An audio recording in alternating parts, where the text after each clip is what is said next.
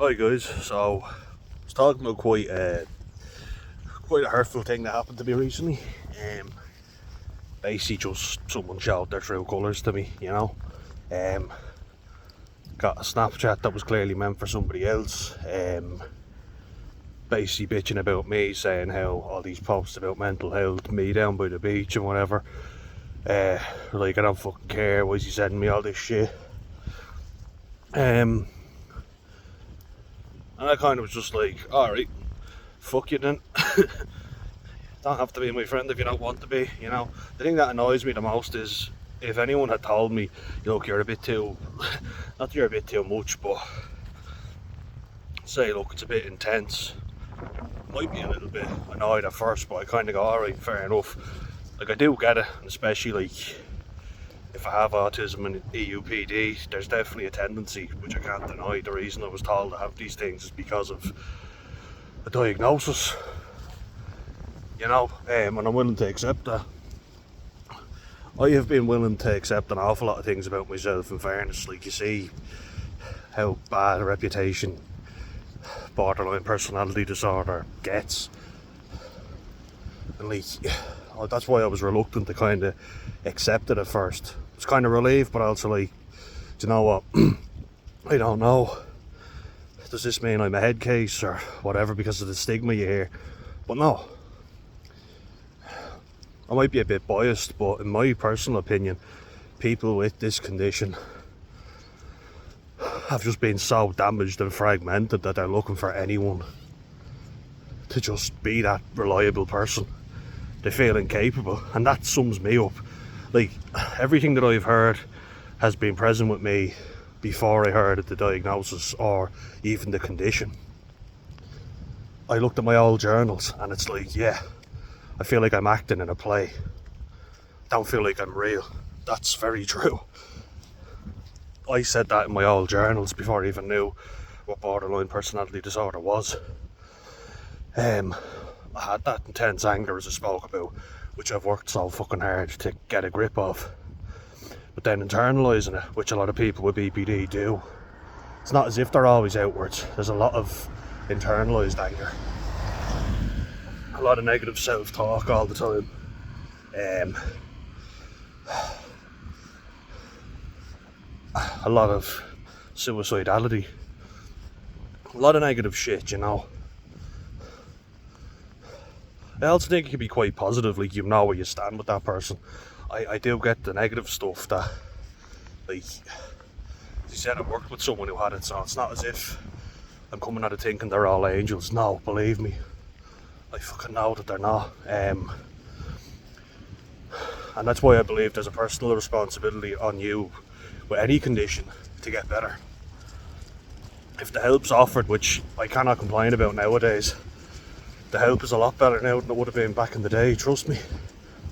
You know, mental health wasn't even a thing. So I'm very grateful that I'm alive nowadays and not in another era where they wouldn't have given a shit about it, you know. Because had I been born in the 80s or 90s, this still wasn't really a thing. So I'm very lucky in that regard. But if I'm friends with you, I want you to know it. I want to share everything with you, kind of, you know. Not everything, but kind of be like, oh, we have that relationship where we can share funny stuff with each other or send you Snapchats and whatever. And it can be a little bit intense, yeah, fair enough. But that's me, you know. My family say, oh, you do come across this way. And I feel like they're quite unsympathetic in that regard. You know, for all the talk they do about mental health, I find they can be very dismissive of stuff that they don't understand. Throwaway comments here, like, when they hear someone with a mental illness, would you not be better off dead? Not to me now, but of other people with severe mental illness, and you're like, that's a fucking great way of looking at it, isn't it? Jesus.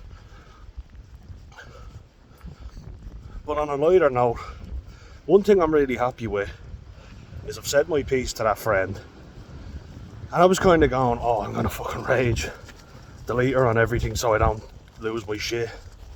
And I was like, look, you've really pissed me off. That was a real shitty thing to do. At least I know where I stand with you. Have a nice life and don't worry, I won't bother you ever again. I don't care what their response is, because I've said my piece. They've shown me their true colours, and I don't really think that's a forgivable thing, if I'm being perfectly honest. I don't even care if I get an apology, because it's like, did I even fucking mean it? Probably not. So I'd rather not have that person in my life, if that's the case. And that's where I'm at now, which I'm so happy, is that I will be me regardless of how they choose to respond. You know what I mean? So it's like, one thing that I'm really happy I have now is that ability to not go, I'm not going to change or grovel to that person. I'm going to say, you were fucking wrong, I wasn't, and I'm not apologising for anything. You know, because I have done before where I thought, oh, did I upset you, or trying to think, oh, if I've said anything, look, I'm sorry. And no, that was wrong on their part. Got to see it. Got to see how they really think. And we kind of act like if you bitch about people behind their backs, it's okay. But you do it to their face, that's wrong. People who bitch about everyone behind their backs to you, trust me, they're doing it to you as well. That's something which I'm trying to get to grips with, because Jesus, I was guilty of it. Really toxic. Like I say, spend enough time around toxic people, you become toxic. And then they spend time around you, they become more toxic, and the cycle repeats itself. You know, it's not as if it's just them doing it to me, I'm doing it to them too with being toxic. Not exonerating myself here at all. I'm guilty as well.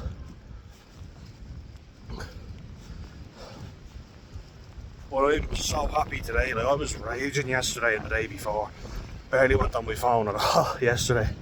For fear of like what I might say or the response I might get. I don't care. I don't even want to see the other person's response, because I'm like, you were in the wrong. I'm not. I've just been myself. Thought we were good friends. Clearly you think very little of me, so that's on you, that's not on me. Thank you very much. Bye bye. I'm not going to waste my energy with you anymore, because clearly you're not worth it. That's it. Just a good piece of advice like that. You hear it, but until you actually experience it, I think it is hard until you actually do experience it. But it's like, oh, now I get it, a light switch goes off, a eureka kind of moment. You know, that kind of way. He's listening out now, there's kids playing. He's real cute when someone's playing with a ball. He loves football, and he's the only fella I need. His presents for his birthday, he was delighted. Boy out. But yeah, because I've worked on myself, I know I've done that work. I know that I've put the effort in, and as a result I now know that I've done the work. I've made an effort. I am actually being myself. And I said it yesterday, I was a bit more pessimistic, but I didn't think I'd see so many people's true sides and, you know, have to cut ties with so many people at once. Which I guess shows you how much I was putting on a show. Alcohol and drugs are great at doing that. You know, you don't get to see the real people. You have some good times that were good times. When you decide it's not suiting you anymore, going out and staying up all night and drinking, that's not for me. That puts me in a terrible headspace. I can't do that. Even going away with my mates in Benidorm and the lads' holiday, that was a great blowout, you know, but it really made me feel old, because I was there thinking, I'm doing my damnedest to stay up till 4 AM until the nightclub closed. And I was like, after this place closes, lads, I'm fucking signing off for the night. We got a shisha pipe, we had our drinks. I was fucking retching in the toilet the next day in the hotel. Picked a good night to do it as well, our last night in that hotel before we were going up to the beautiful Murcia.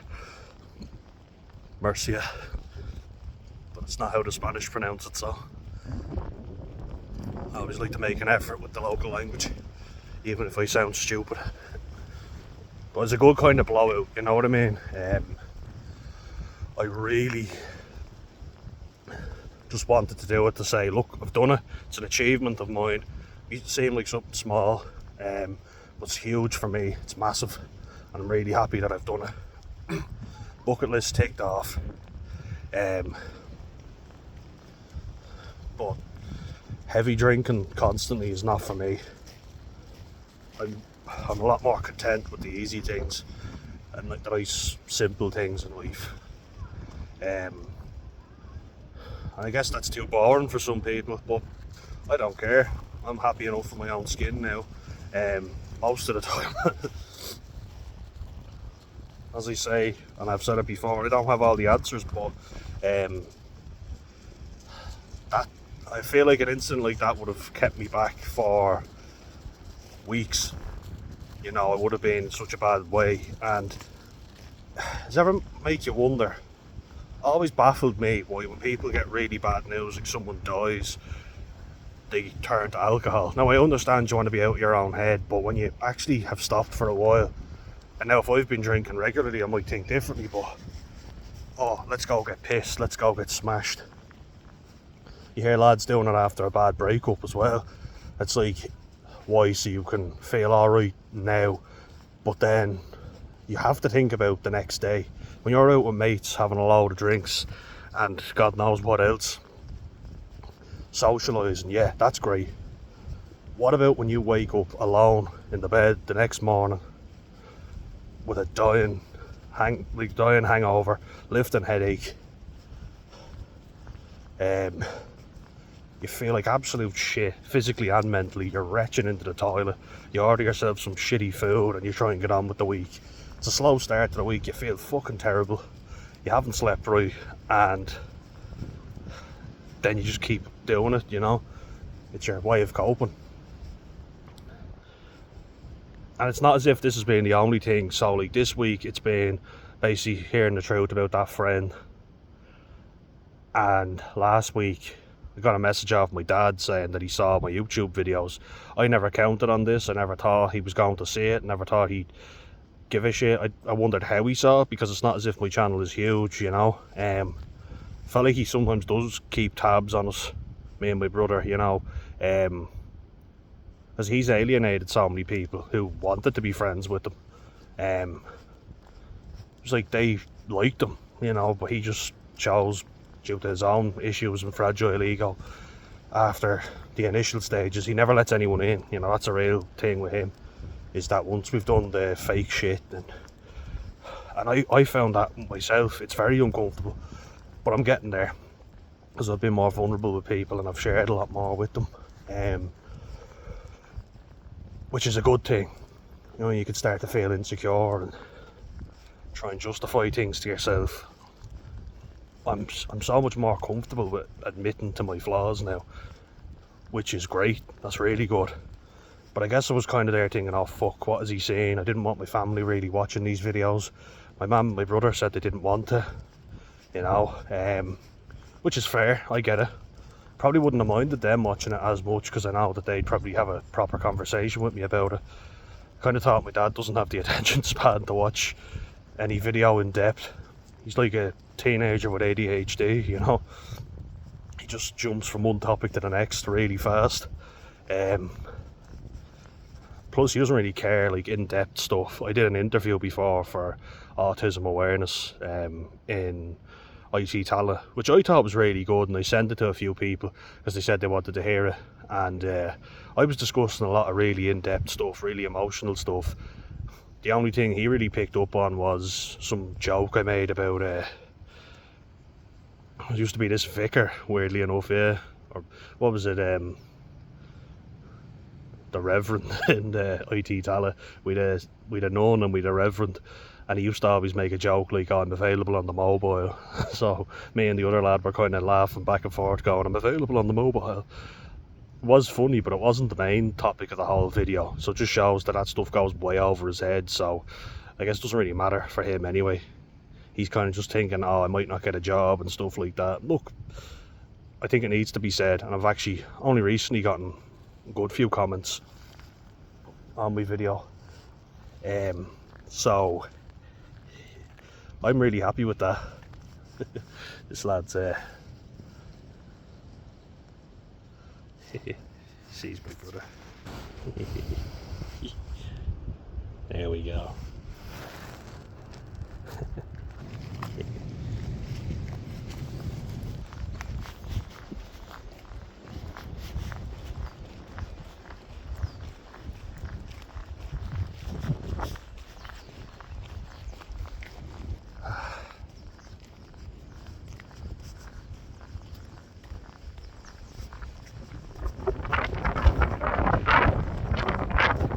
So,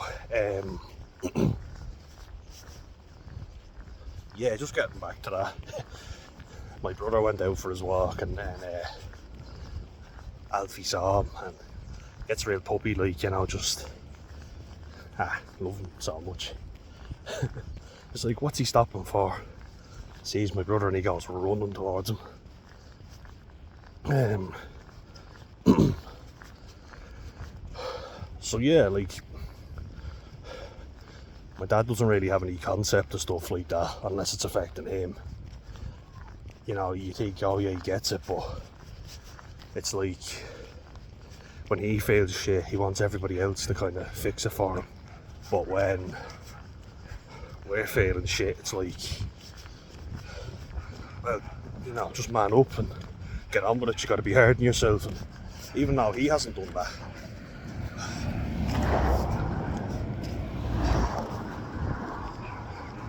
it's really hypocritical, like, from my point of view. I just feel like you haven't done that. You've relied on people to help you out. You hear that? They're at it again. But it's like the level of hypocrisy where he's just saying, just be man, be tougher, you know, man up, you know, but you can talk to me whenever you want. It's saying the right thing. It's saying, which a lot of people do, you can come to me if you want, and you come to them with actual problems, and they don't want to know. I'm genuine, like, if someone wants to come to me and they've got issues, I will fucking do my damnedest to help them out. Never claim I've all the answers. I say that I don't, constantly, because I don't. But that's one thing you'll get with me, and I think if I do have EUPD, BPD, emotionally unstable personality traits and whatever, borderline traits, it's all a bit messy, isn't it? But if I do have it, then one of the things is, like, the criteria is intense emotions. I think there's a good thing to that. Like, a big friend, who comments on the channel regularly, I've given her a shout out before. But when you know she cares about you, feel it all of it, you know. It's not fake. It's like, I love you so much, you are great. Now I know there's a splitting thing, where a person can do one small thing and you're all bad, which I've kind of gotten before, you know, where I will build someone up. I think they're perfect. They'll do one little thing and I'll be like, oh, okay. But it's not like I'm going to cut all ties with them because of it. Autism too, like, I can generalise. So my poor little buddy autism, I think, has been kind of left in the back burner because I've kind of gone, yeah, I have that, that's been there my whole life, but, you know, no biggie. But I'll have to give him the respect he deserves as well. And with that, like, there'll be a tendency to generalise with me. So it's kind of funny. If I meet a South African person, I'll just start talking about rugby because I'll be like, all South Africans love rugby. Now, any South Africans out there probably tell me, we all do, yeah. Yeah, bro, we all love rugby, yeah. Lekker. Good on you. I remember that was the funniest because I assumed working in a chipper with an Italian and a Portuguese fella, I was like, you know what, I like football, they must like football, they're Italian and Portuguese. No, now that's 1 in a million surely, 2 in a million in my case. I was like, surely we can have a chat about the football. The Euros was on as well, so I was like, oh, we'll chat about that. No, they didn't like football. But you know what I kind of mean. Certain stereotypes are true. Like in Ireland, we do love a good drink. German people are extremely efficient, which I love. As an autistic person, that's music to my ears. What will be another one? I think Pakistani people are good cooks. That's a positive stereotype. My uncle Asif, shout out to him. He's a brilliant cook. It's like everybody from that region, like that part of the world, Pakistan, India, Bangladesh, they can all cook, and the food is amazing. Oh. There's a Syrian lad in our wellness program for the Wexford Local Development, and he brought in some lebna, I think it's called, and it was amazing, so tasty.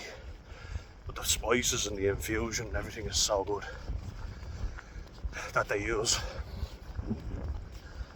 But you know that, like that kind of generalisation, that building someone up to be perfect,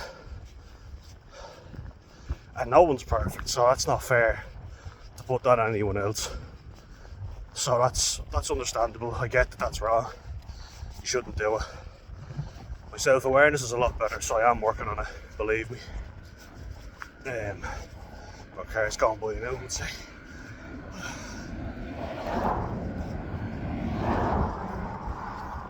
And I think the appreciation I have considering where I was at versus where I'm at now, I've come a long way, and I'm really happy I have. As I say, 2 incidents kind of back to back nearly threw me off my job interview. I thought this shit now, him finding out about my YouTube channel before a big job interview, I was like, oh, for fuck's sake. But it didn't ruin it that much, thankfully. Just have to wait to hear back. Just keep putting the work in. At least I'm keeping busy. I give you that advice. If you're in my situation and you've tried, you've burnt yourself out, your mental health suffered, your physical health has suffered. We often think of the two things being separate, but they're intertwined for sure. 100%. And it's been proven. Depression is physical, not just mental, which I agree with wholeheartedly. And it'll lead to other things. I used to get really bad fevers in college. Literally the second that stress would start to pile up, you know, and assignments would have to be done. They are leaked 100%, no doubt in my mind at all. And that's the thing. The advice that I would give to you guys is keep yourself busy, but do little things. Find out about stuff, courses you can do. If anyone's in Ireland that needs to know anything, please do let me know. More than happy to share information with you. If you're in Wexford, even better. I know services that I can definitely put you in touch with, and that will help an awful lot. Contacts I can give you, for sure. I'll give you email addresses, numbers, whatever you want. Now you'll need to meet certain criteria as well, so do keep that in mind. But I can walk you through all that as best I can. If I don't know something, I'll put you in contact with someone who does. But like I've done dialectical behavioural therapy, compassion focused therapy, and those two I think have helped me not react the way I would have done. Just get really annoyed, really pissed off, send a nasty message, and then say something, and then like start taking it out on myself, thinking what a fucking idiot I am for allowing this to happen. How I'm such a loser that no one would want to be my friend. Having reframed everything and going, I'm a human being before any of my talents, that puts value on me to begin with. So I'm valuable, even if I'm not the most gifted at playing the guitar, in my case playing rugby, which I was actually good at. Didn't bring me the happiness though. You know, got a college degree but wasn't looking after myself, so the inevitable breakdown happened, and it was inevitable, it was going to happen, 100%, no doubt about it. Those two therapies, seeing an addiction counsellor, if I hadn't had that, I would be, and I have been, miserable. I've been so down in the dumps. Now, first, like when it happened on Friday, I was like, yeah, I feel shitty about myself. I feel fucking awful. You're looking forward to opening a message from a friend. You do. And it's not at all what you were thinking it was going to be. Say my heart sank. Fucking understatement, Felt fucking terrible.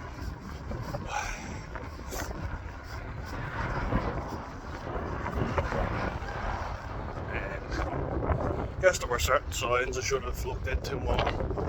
Chose to give the benefit of the doubt, as I always do. But I'm being me now, I've seen how much videos can help. Finally worked up the courage to make my own, and it's helped me, and people are texting me saying it's helping them. And if you don't want to watch, you don't have to. I'm not forcing anyone, I'm not putting a gun to anyone's head. And people are getting stuff from it, so it might not be helping you, but it's helping others out there. So you don't have to be a nasty prick about it if you don't like it. For sure,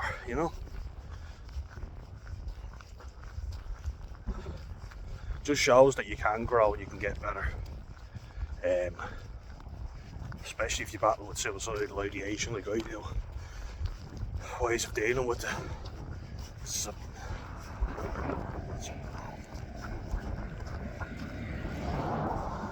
It obviously goes from like suicidal ideation to practice attempts, and then one of them's you only have to be successful once, unfortunately. I'm very grateful that I wasn't successful, thank God. And so I wouldn't be able to make these videos and reach out to those people. So if that's proof that everything happens for a reason, I also wouldn't be able to tell you what leads to an attempt. I hadn't gotten to that space, that headspace, sorry. It's something that just makes me a little low at times,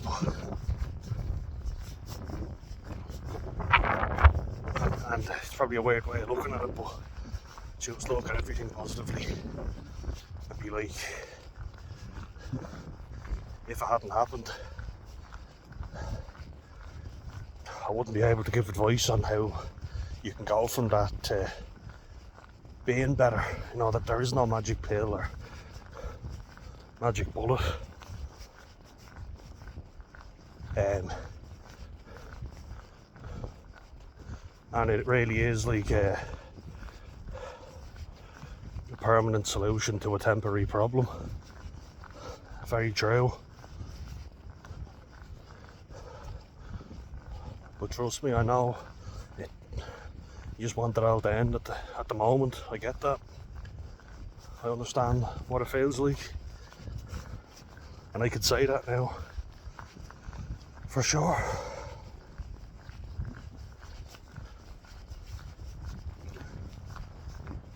And that's the thing, you know.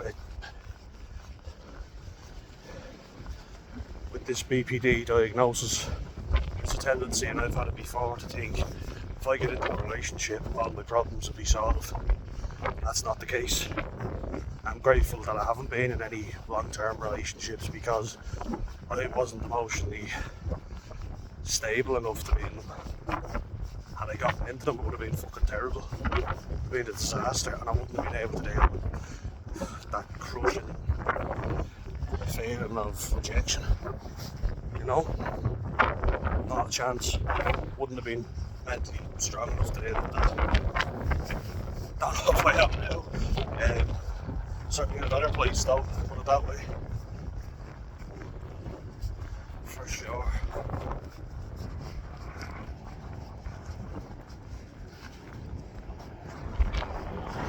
Absolutely, like.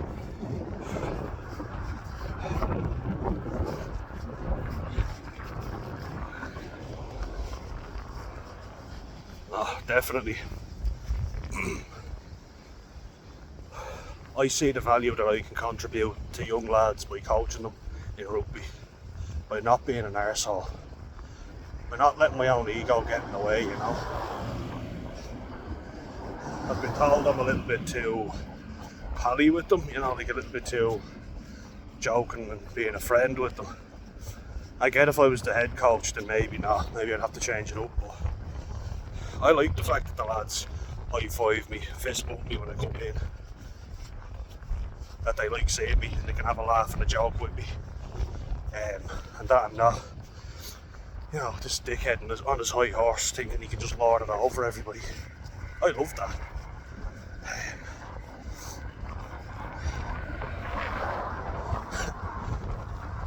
Make them do laps and push-ups when they're taking the piss, but I think they respect me because they know I'm not going to punish them unless they're fucking up. You know what I mean? Kind of go, okay, we probably did. He doesn't punish us unless we do something bad, so we probably did something bad. And they're good lads. They are very good to coach. And I feel a great sense of fulfillment doing it. Even if I'm not playing, I can still contribute. I can enjoy watching a game, which I wish I'd done more. You know? Really do.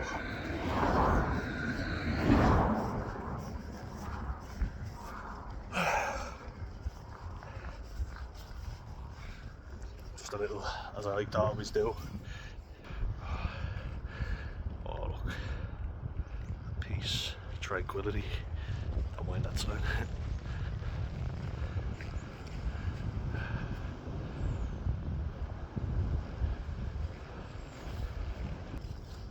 But yeah, like, just because you're not in a full-time job doesn't mean you can't do other things to better yourself.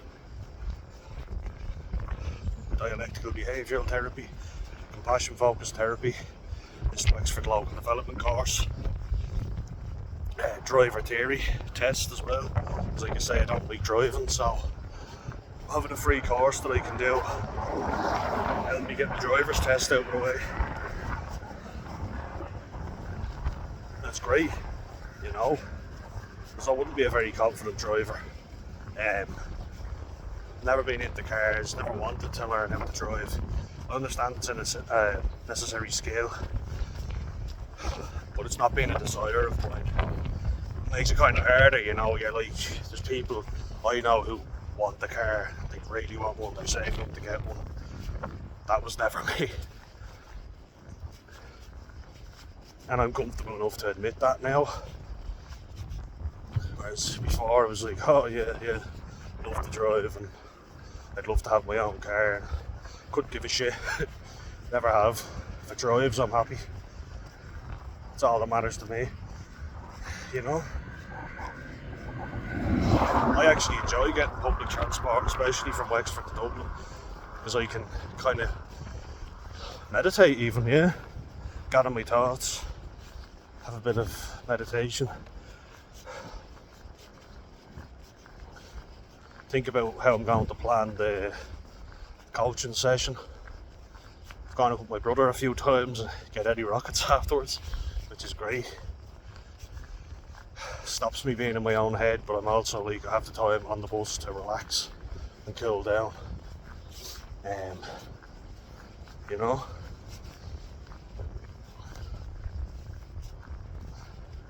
This course from Wexford Local Development will end soon, but I feel like it's been great. I've checked in with Specialist Stern as well, which is an autistic employment agency. I got it right. But they're thinking, are they a charity? Are they employment agency? And I've been working with them. So at least I've been doing calls. I've been working with the wonderful Rachel, and then I've been working with Breda, who's an absolute legend from the same area as my granddad. I shout out to Drimna. Drimna. But she's been great. She has a daughter with autism as well, so she gets it. She's very empathetic. I've been worn out, and the depression has hit me hard, which it tends to do over winter. Withdrawn, you know, and I've missed appointments, but she never bites my head off over it. I've had a couple of appointments, like I go to appointments, and I find appointments are a great way of even getting yourself out and talking to someone, working through stuff, which is really good to have, you know.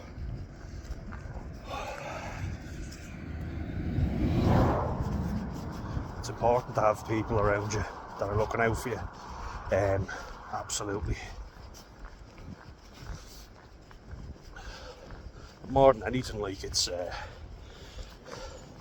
needed. It's definitely needed. If I didn't have all these people, God knows where I would have ended up.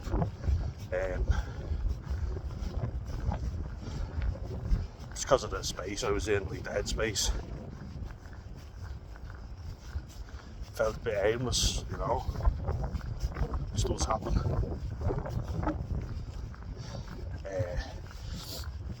And it's important to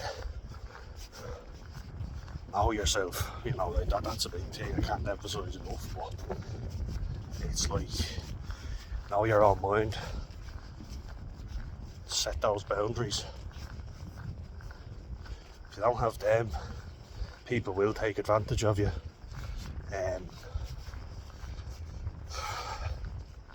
Unfortunately, sometimes you just have to learn from life experience, which I have definitely learned. I think it's important, like, to not have an easy ride all your life. Like, do something that's difficult. I've worked in loads of different places, as I've said, but I've picked up different skills, like, from every single one of them. Absolutely. And like I've spoken about, you need to know the situation, like how to respond appropriately. You can go in shouting the odds, or you can be like, I want to keep my job.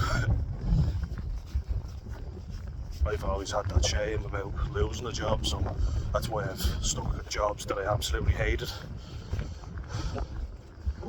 Never been fired from a job, so that's a good thing, obviously. Obviously worked well enough. And like some of the times when I was working, I was severely depressed, like, and that's at the point where nothing motivates you. You can barely get your arse out of bed. So you don't care if, say, you're a few minutes late, or now this isn't in every job, FYI. This is when I got to my worst. Weighed like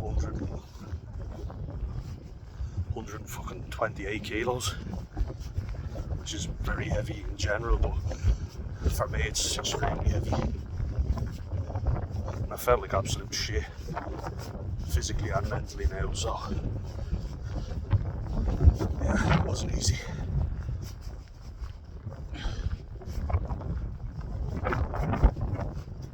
So I got to the point where I was like, just get through the day, survive the day, drink yop. When you remember yop, used to always get them in your school lunches. Survive the day, drink yop. Well, then I was trying to focus on something, like making food or whatever, and somebody be screaming at me. Just like, yeah, just give me a minute. I'd zone out a lot, you know, I'd be dissociating, so I'd just be like, blank stare, like nothing's going on. I was like, nothing's going on here. Lights are on, but nobody's home, essentially. Severe dissociation. I'm just not present. And then, as you say, when you do look out for yourself,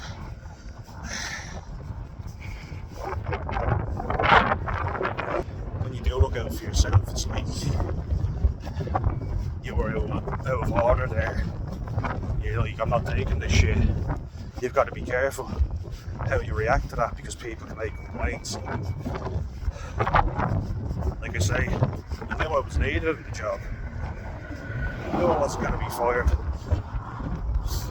because I did do an alright job at the end of the day. I had a good relationship with customers too.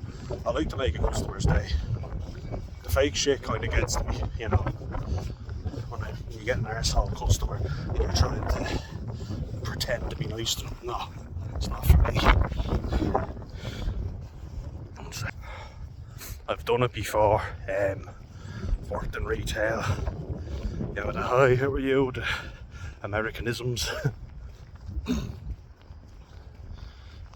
big smile and have a nice day, give me a fucking tip.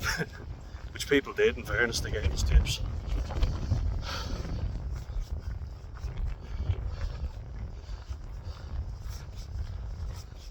I guess if you are always putting yourself in situations where you're uncomfortable, like me, you are going to feel insecure. Because that's not you. It doesn't suit you, and if you do it for long enough,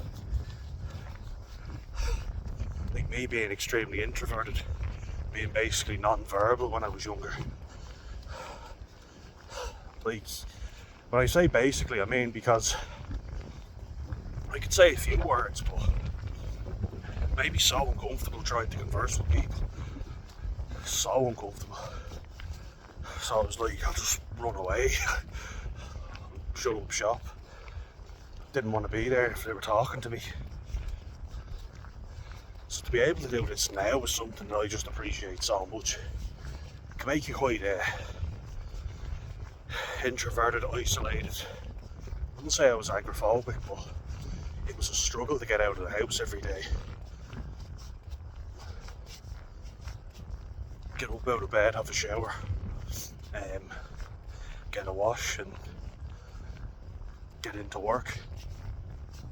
I'd go from being super motivated, clean shaven, looking great, to, as I say, dragging my big fat arse around, miserable. All seemed to just happen overnight as well. Well, I mean, it was happening, but it just got too much at one stage, you know.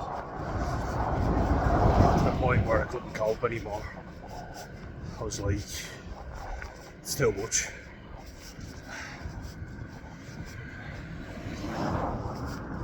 I've tried, and it's not suiting me, it's not benefiting me in any way, which is why I keep emphasising this grind set. Try working harder than everybody else. It's a lot of bullshit, because I've seen what they were doing. You know, they were just so much more relaxed about than I was. Didn't work as hard as I did. didn't seem to feel the urgency to. And it's just kind of like, it doesn't matter how hard I try, because I'll get what I want anyway. So that obviously brings about an arrogance and a confidence with people. When you have a more attitude of nothing in life is free, then you certainly have an appreciation for things a hell of a lot more, don't you? But like I say, it's just a case of hard work won't get you anything you want. You do have to work hard, you have to work your arse off for a lot of things, but it's not the only thing. It's a buzzword. You know, it's a bit of self-flattery, if you want. Some people just have skills in other areas. They might be better than you with other things. You might be better than them. That's just the way of life, really. Like, most people will have a skill that you don't have, vice versa. You'll have a skill that they don't have. Like, say for instance, they might be really good with maths, numbers, spreadsheets. Loads of people hate paperwork, right? They hate doing that. You might be better with your hands. You know, you might be a metal worker or a carpenter or something like that. You can fix anything. It's more of a dying out thing now, I know. People don't seem to value it as much as they did. We're gonna need it. Still need it, you know. Very important. But you might pay a guy to do your bookkeeping because he's really good with numbers. You pay an accountant to do that for you because he's excellent at that stuff and you're not. So he's useful to you in that way.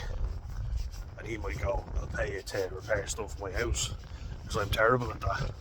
So you see how we can kind of have that symbiotic sort of relationship. I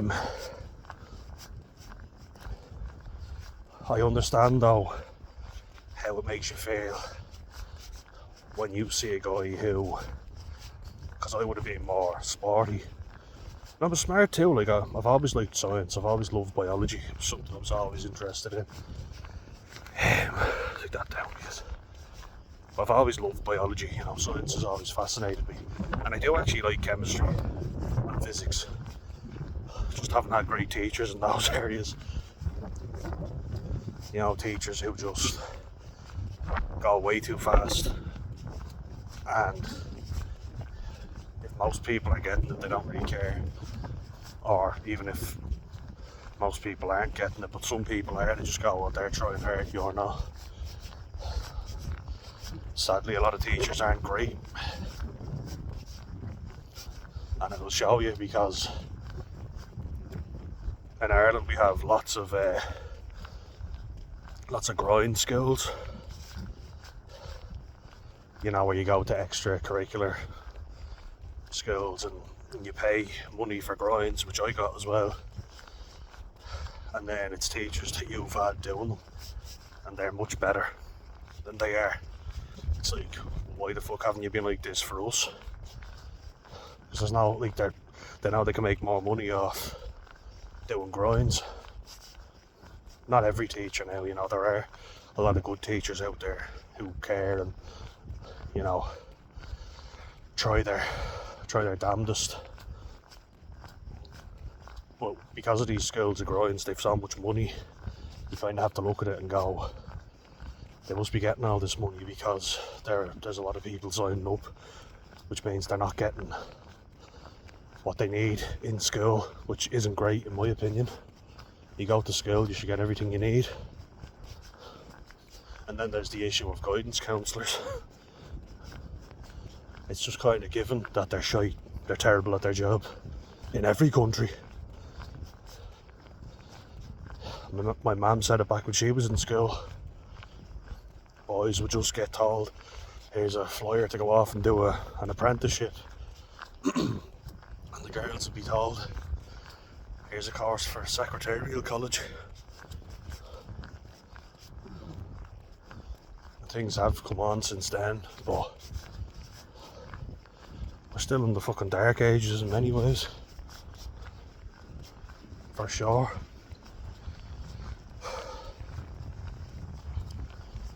And when you see guys who are sporty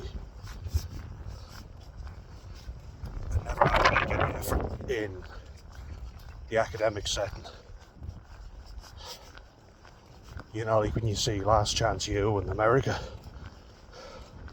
and these guys are given private tutors and all, paid for them.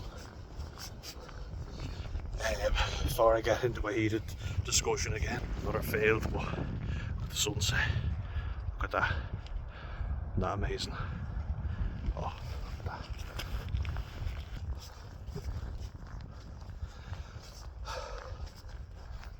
But when you see guys getting everything handed to them, it seems,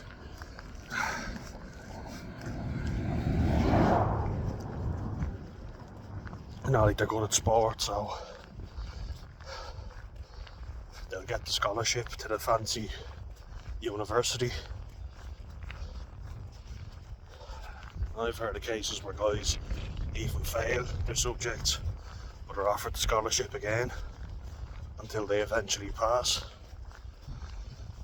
That's disheartening when you see that, because you go about it, and I've said it before, but when I go about it and I go to every meeting, I try to be diligent.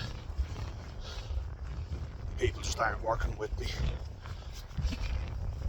You know, it's kind of working against each other. Guys flexing their muscles, basically going, I'm not changing training, I'm not giving you a pass, I'm not giving you an absence form, shit like that. You do kind of go, can someone just fucking help me out here? Give me a fucking break. So I had to prioritise college, getting my degree, and I did. I'm very proud of myself for that, because it wasn't the easiest. I met a great group of friends. It's one of their birthdays today. Shout out to Louise, happy birthday.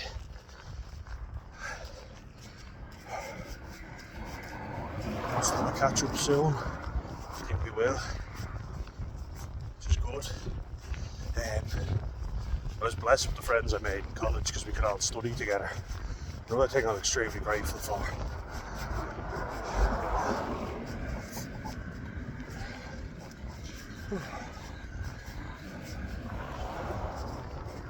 It's like if I didn't get that group of friends in my, my second year, well, my repeat year, basically, I met them when I had to repeat. If I hadn't met them when I did, I would have failed, I think. Because I was finding it very difficult. I stuck to my guns, and that was hard work paying off, for sure. But I got lucky in that sense of meeting them. Got lucky in the fact that in some modules I was absolutely clueless. Especially in like lab reports. I found them difficult because you had like 3 of them a week to do, and then you got your job on top of that. You have tests you have to study for. There's a lot of shit to cram into it, and it feels like this is pointless. Why are they cramming everything in together? We're not really learning anything this way because we haven't got enough time. It's like the whole curriculum is rammed into such a short period of time. It's not very feasible, and lecturers were saying this to me. Lecturers I liked were having a conversation about that they didn't like the curriculum and wanted it changed. And it is a lot, it's very intense, and that's why my physical health suffered as a result. It wasn't good.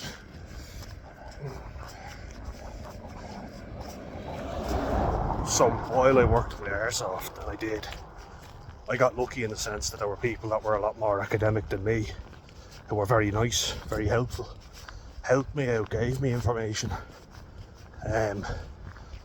You know, like some people gave me notes and they were very scientific, very academic, you know, and they gave me brilliant notes, like really neatly laid out notes, which I always take loads of notes, but mine might not be the neatest. I use, like, you know, one of those blue French pens, as I call them. They've got a red, blue, black and green ink. I love doing the different colours. It keeps my eyes fresh. But without them, I wouldn't have gotten through. They helped me out so much. And then, because I started being a bit more outgoing and talking to more people, I'd find out information. So there's a strength of mine. I was like, oh yeah, FYI, this is how you use a certain HPLC, high pressure liquid chromatography, or GC, gas chromatography system, because I found out the information from a lecturer that liked me. I was chatting back and forth with them. So like, I was never going to be valedictorian or anything like that, or top of the class. That just wasn't me. But I had other skills, and like, I got 100% in the practical exam setting up glassware, you know. So it was for a distillation experiment. We literally were being marked on how we set up the apparatus. So I got 100% setting it up, so I was obviously good in that area. But they would have been much better at the technical side of things.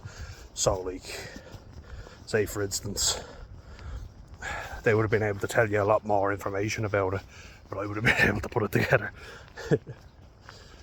So you see how there's different strengths in each case, but we all kind of work together, which is so important, you know.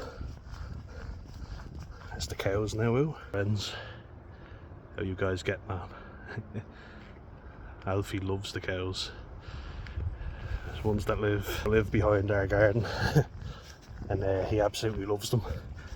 Plays games of chasing with them. Not in the field now, because they're bullocks as well. They live behind us, so they're pretty friendly. Like, they're pretty relaxed, but still don't want to risk it because he could get trampled.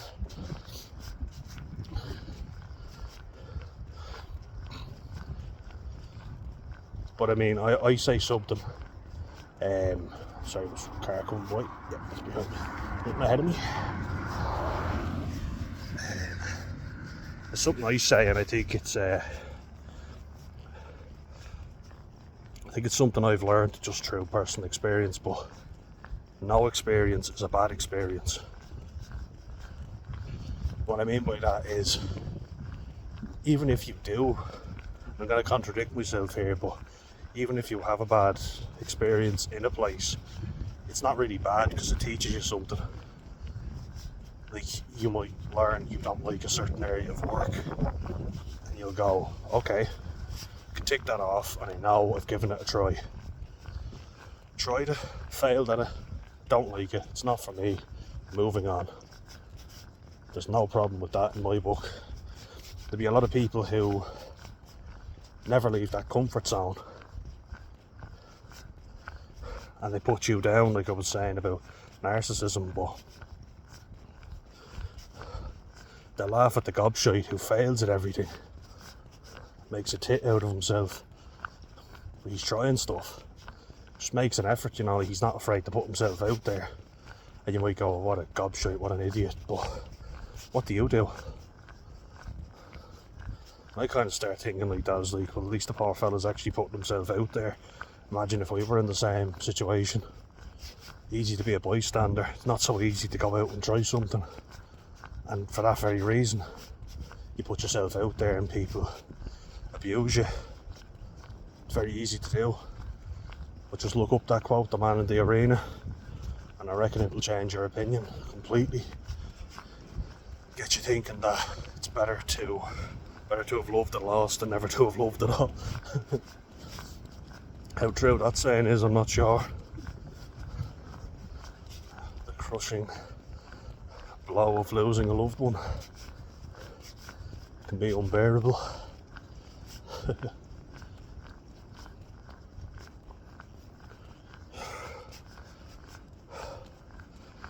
But yeah, like on these walks I kind of just get a train of thought, and there's sometimes more information in my head than I have physical time to get down and talk to you guys about. But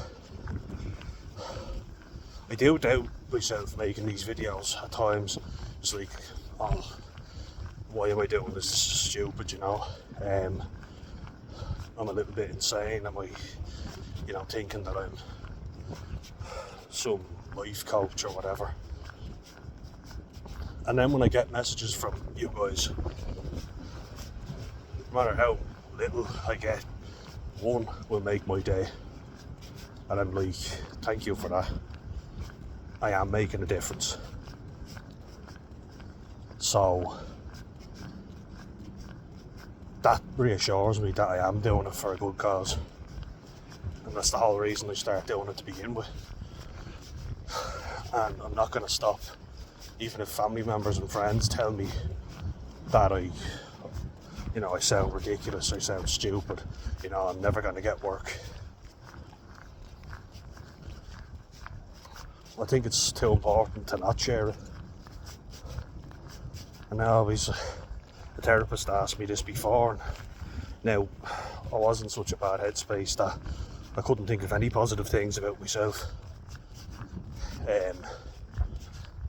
He was like, you have the person who's good with numbers, the person who's good at building stuff, the person who's physically strong, and you've got someone who has like a military mindset, Shout out to Noel, that'd be him. We all have our strengths and weaknesses, the cooker, the cleaner, etc. It was like, say if you were stranded on a desert island, what skills would you bring that would be of value to people on that island? And I couldn't think of anything. My mind just went blank. I guess what I would actually be really good at would be strategizing and being like, you're good at this, so we may as well have you focusing on what you're good at. This person's good at that and you're not, so no point putting you there.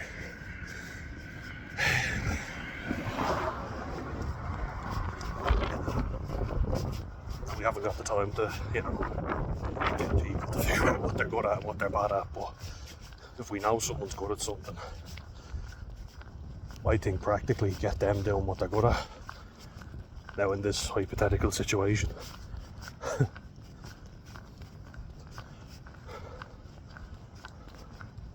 And I guess I'll be the guy who's not afraid to give something a go, even if I look like a bit of a tick doing it.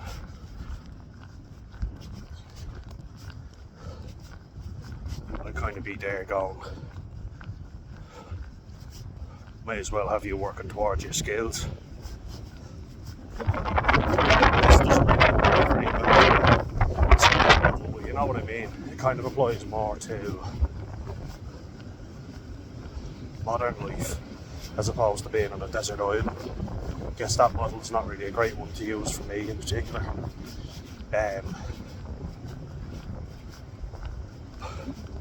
But I'm the guy who's tried things and failed them. Had that shitty feeling where you feel like such an idiot, like you feel like, why did I even bother giving that a go? I should have never made an effort. Didn't get me anywhere. But it's put me in a position where I can say, I know what works and what doesn't work for me. Might be different for you, depending on your circumstances, as I say. And that's why I can't tell you that what worked for me and didn't work for me, I should say, will be the same for you. So my advice is, try things and fail. Know that you've given them a good go and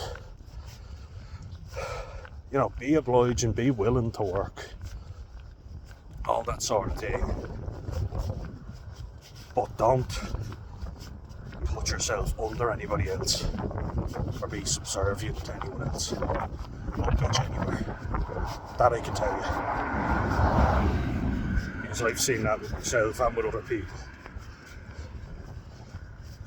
Be strong-willed. Go into every situation, like interpersonal situation, with your set boundaries. I am willing to do this. This is part of my job. I understand that. But you will treat me with respect. I don't stand for this kind of treatment or behaviour. I don't appreciate when it's done, so please don't do it. I'm not saying you come in with a list of demands or anything. What I'm saying is, if a situation does arise, you've confidently gone in, knowing what you will and won't accept. And look, some jobs will be stressful and will change. We can't avoid that for the rest of our lives. It will happen. And I have to admit, you're at your wit's end and you think, how the fuck am I going to cope with this? Like when I went back, a good example to give you would be when I went back to work in the chipper down in Morris Castle. Great chipper, lovely food. I liked the guy that I worked for. I'd been in the kitchen before. He was short-staffed and he needed help. Plus I was getting paid for it, like there was a financial incentive there too. And I kind of thought, keep myself busy. It was coming up to my graduation ceremony. There'd been a lot of work with college. I'd been doing the preparing of the spuds, Chippo Man. I'd been doing the Chippo Man for him for a while. In the spud hut. And I kind of thought, look, when I was in the kitchen before, it was extremely busy. Wasn't in the best headspace. Left it for a little bit, then went back. All that stuff, but I felt out of my depth because I hadn't set up the place all the time. And like when I had, there was a lot more people in. So he was kind of expecting me to sort of know what I was at, which I didn't because, as I say, I wasn't there for very long in the kitchen. And then certain things, he said the guy in there with me was teaching me wrong, which meant I had to be retrained. But I was kind of going, he showed me how to do it this way. And I was a lot slower because I have a more methodical approach to most things, where I'll just do one thing and try and approach it with, attention to detail, like chopping food. It won't be very fast, you see people, and some of the lads in there could chop tomatoes and onions really fast, which is a skill, like it is. I wouldn't be able to chop them that fast. I would try and get them neat as opposed to just done at speed. So I was like, if I do it really fast, it's not going to be as neat as you'd like it. And if I do it really neatly, it'll be a lot slower, so you won't have them as fast as you need them. So I guess working in kitchens, which I have done, kind of taught me there's a lot that goes on. Chefs are under a fucking shit ton of pressure, which they are. Like, that's a tough job. Shout out to any chefs, because that is a difficult fucking job.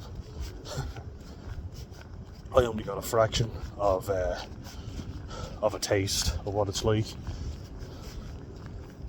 And like kitchen, they're shouting me down to the ground because it's like pretty basic tasks. You stay until the floors are cleaned, so it's not like it has to be done at a certain time, but you don't get to go home until it's done, so make sure you do it before you leave and have the place clean, and make sure we have clean dishes, You don't have to have a specific number at any given time, but you need to make sure that we have enough, like a good amount out there. So if we don't, then we can't dish up the planet. That makes sense. I went over my ankle there.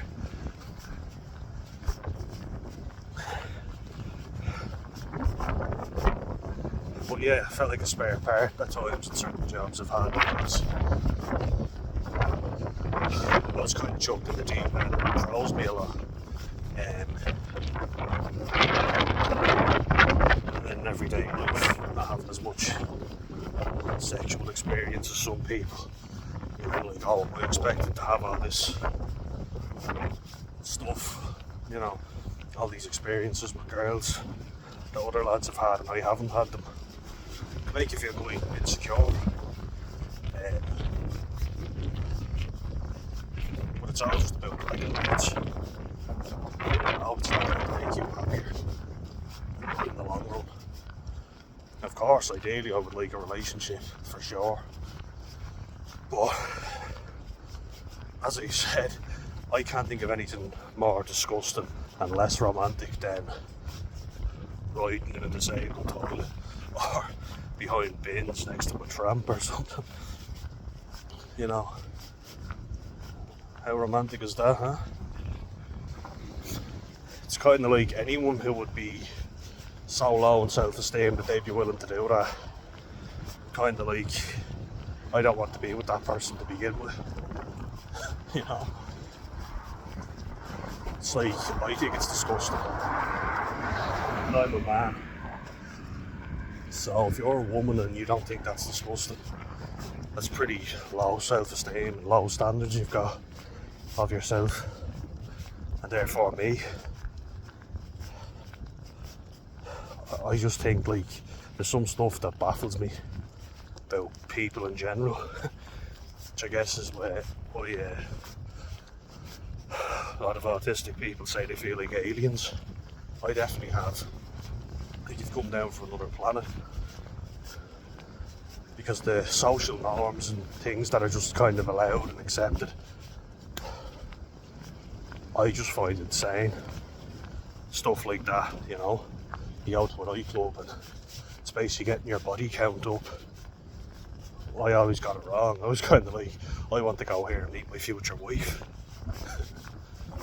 Not the place to do it. And I've been alone in saying that. The guy who I've given a shout out to, that gear guy, who has worked in nightclubs his whole life, said the exact same thing. He said, you're not likely to meet the love of your life in a nightclub. I just went to them because I thought it's what I should be doing. If you're a young person and you're going off for the weekend to a nightclub, it's kind of like, oh yeah, he's going out socialising. And to me, that was kind of thinking, is that not better that I do that than sitting at home, not living a life, just watching the telly? Got to be living my life, and people don't really bat an eyelid while you seriously damage your liver and your head.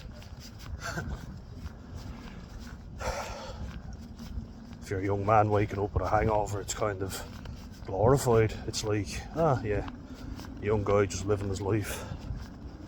Very soon it catches up on you. I was always the type who preferred having a few cans and watching a game. I would much rather meet someone in a cafe or the gym, someone who likes to look after themselves, And I can't get over how fake some people are. I've even tried to be that way to fit in, because I kind of felt like my family were getting upset with me for not trying to fit in. So I thought, I've got to do this, I've got to do that. And through all my mistakes, even as a young man, like I'm only 26, but having fucked up so many times, well, not so many times, but I know what it's like to fail. There's a huge benefit to that. You learn from it. You don't have to be the best at everything. No one is. Um, you may have worked harder than other people, but they get something ahead of you due to nepotism. They're just more likeable, I guess. Not being harsh, just being realistic. You might have a more closed off personality that people don't like. People are uncomfortable with quiet people, aren't they? But one thing you have an absolute responsibility to do is to be the best version of yourself that you can be. Yeah, corny quote of the day. Yeah. Really corny quote, I know, but it's very true. Like it is. I believe in that 100%. As corny and cringy as it sounds, you know?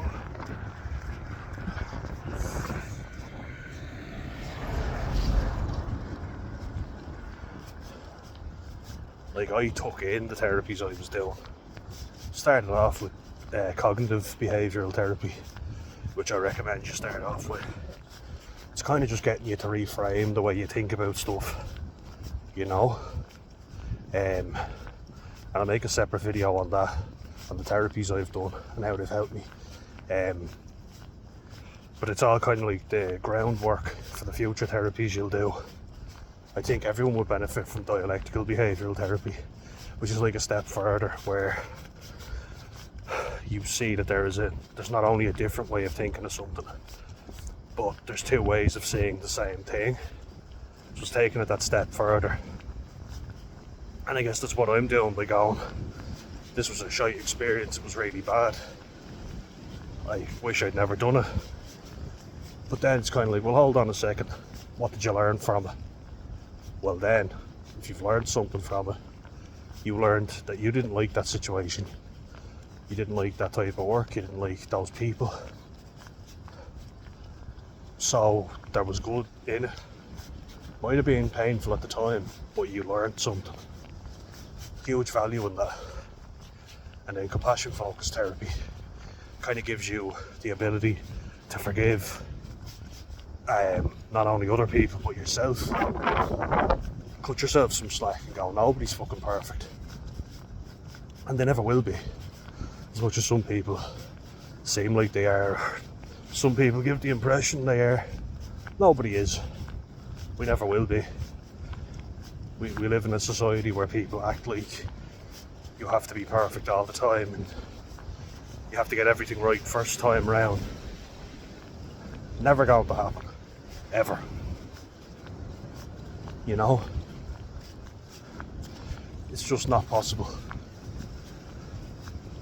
Are there people who will naturally be more gifted in more areas? Yeah, of course there are. And you'd be kind of envious of them and think, oh, if they're always so good at everything, but they might have shit going on in their personal life that you don't know about. So who are we to judge? If they treat us nicely, treat them nicely. And guys, thanks very much for listening. I'll just kind of leave it with this. Friday was a difficult one, very difficult. Someone I considered a close friend, and I felt really hurt, betrayed by them. But rather than letting it get to me and send them a message, which I did do, by the way, I sent the message. But rather than waiting for their response, it's kind of like, I've said my piece. I do not care what you have to say, because you are in the wrong here. This is on you, not me. You know? Might be a little intense, but you know that I care. I put myself out for other people. I have done a lot.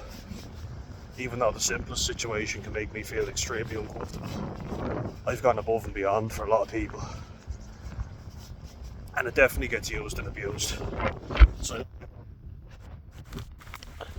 put yourself out there for other people. I think they've done the same thing for you. You need to look after yourself first and foremost, guys. Just trust me. There's a lot of people out there who will use and abuse you. There's a lot of people who will take advantage of you. And I keep saying it, but People keep saying there's no good people left. There is. But there'll be less and less if you don't start appreciating the good ones. And I think because there's so many fake people out there and so many snakes, really, less and less are we appreciating the good people. More so it's like, oh well, you can do this, so you wouldn't mind just doing that, would you? We're not going to pay you any more for it. You see it in the workplace all the time, where it's like you're willing and able, you know, you go the extra mile, so fair play, we'll give you this responsibility to do all this extra work. Oh, so I getting a pay increase? No, but you get the, you know, managerial responsibility without the actual extra pay. It's like, what's the fucking benefit to that? Kevin Bridges does a really funny skit on that as well, by the way, if you want to check that out. He's a funny guy. It's very true, which is why I think this term quiet quitting is coming about a lot more, where people are literally just doing their work and going home. I don't think quitting is the right way of phrasing that, because they're not quitting, they're doing the job they were paid for.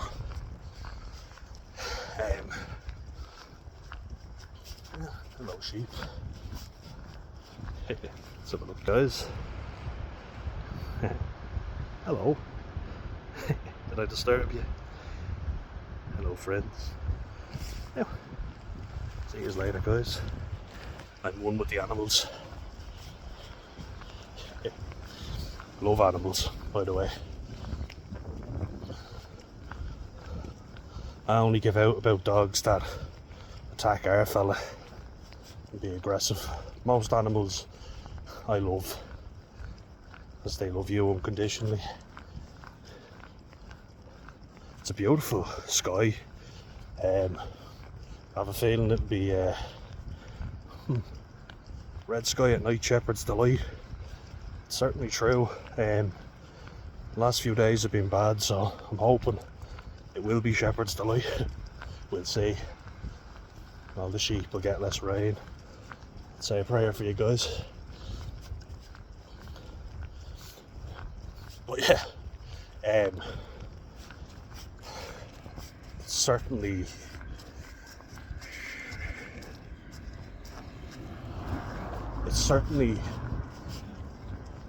important to know your own self-worth, to know that you will be taken advantage of. I wish that weren't the case, I really do. You know, when you come into everything with an ideal worldview like I did, you know, real bubbly, young, excited, you're like, oh yeah, I'll do this, I don't mind doing that, great. You show some initiative, and rather than it being appreciated, it's like, oh, he's competent, yeah, let's pile the work on him. Now, there's been jobs where I haven't been going above and beyond because I found them difficult, and as I said, I was depressed, so I was just doing what I had to do so that I could get my money for the week and go out drinking, basically, which I don't recommend. You know, have job satisfaction. I know it's harder, it's harder to actually do it, like it's easier said than done, but try, you know, unless you have to work, you know, to get money.